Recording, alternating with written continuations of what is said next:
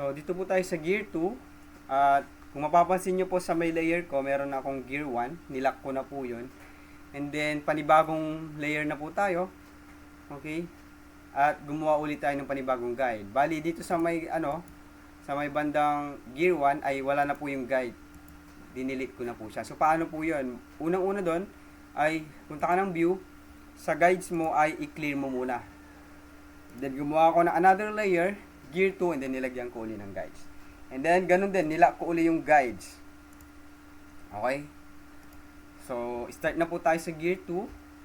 Okay? Highlights nyo po yung Gear 2 na yan sa may pinaka main layer. Eclipse, shortcut key is L. Gawa ulit tayo ng circle. Yung outer circle natin, make sure nasa gitna po. Hold Shift Alt. Yan. Okay? Then next, nagagawin natin is yung rectangle. So, shortcut key is M. Okay? And then, sa gitna nito, hold Shift Alt. Sakto lang natin. Yan.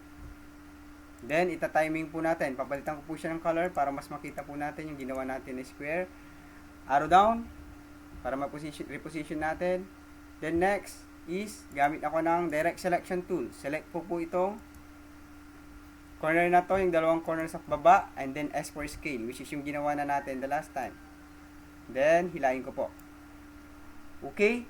The next na gagawin natin ay select ko po itong outer po. Yung outer po na corner. Yan. Direct selection tool, hold shift, select ko ulit ito. And then next, hilain ko po. Yan. Ulitin ko po. Kailangan nasa-select po yung isa. 1, 2.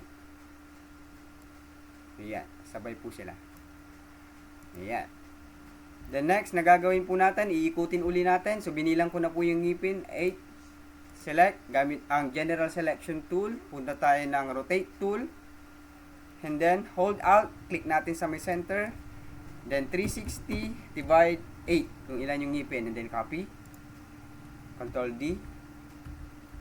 To repeat the action. The next na step natin, select po natin sila lahat. And then, i-merge natin gamit ang Pathfinder. Kung hindi pa po ito nakalabas, punta ka ng window, punta ka ng Pathfinder, nakacheck dapat yan, lalabas po ito. And then, sa shape modes natin ay, gagamitin natin ay Unite All. Ulitin natin.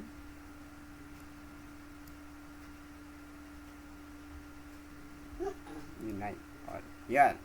Pagkatapos ma-unite all, ang next step na gagawin natin ay i-hide natin siya sa may sublayer. Sa Gear 2, makikita mo po yung sublayer mo kapag click mo po itong arrow na to, magda-drop down po siya.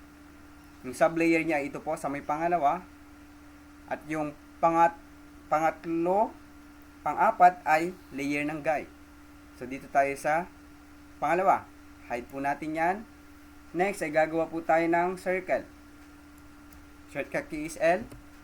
Sa may center ulit, inner circle, hold Shift Alt para ma-center po yung orientation. Then, change po natin yung kulay.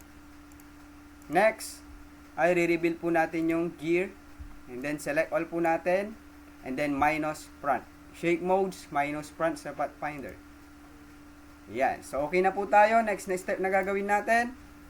Select po natin yung points na nasa nandito, ito yung mga to. Select natin siya. So, anong gagamitin natin? Lasso tool. Yan. So, dito, select ko po siya. So, naselect ko na po siya. Pansin nyo po, pag nilapitan nyo po, mag-highlights po yan. Yung ibang hindi nakaselect na points ay puti. So, select ko po yung dito na part. Hold shift para mag-plus. Kung shift mo yan, may plus na lalabas. Ibig sabihin, magse-select ka pa po ng iba. Okay? So, hold shift. Select. Yan. Freestyle lang po. Ganun din po sa mga other points.